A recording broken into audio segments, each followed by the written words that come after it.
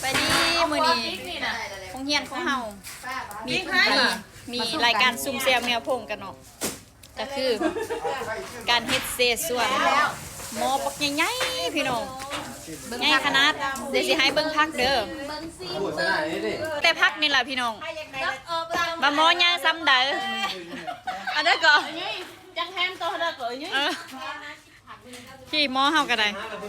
หม้อบ่กำงามเด้อพี่น้องมื้อนี้ทางโรงเรียนมอซ้อน้ำบุญของเฮาได้เก็บเงินกันป้ายเงินเดือนเนาะเฮ็ดเสส่วนกินต้มหม้อใหญ่พี่แลเลยนะหม้อใหญ่ๆแล้วก็พวกนึงเนาะแจ่วน่ะโอ้ยตายไฟลมนี่เลยหลายๆคนก็ซอยกันเนาะข่อยก็บ่ทันได้เฮ็ดหยังเทื่อเนาะมีแต่มาแล้วก็มาหากินเลยบ่ทันได้เฮ็ดหยังเทื่อแสดงว่าเจ้าบ่ได้เฮ็ดหยัง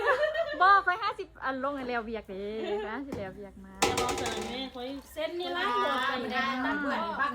ก็บ่ได้กินแต่เซส่วนเนาะพี่น้องก็มีป้ายตื้ม3ตัว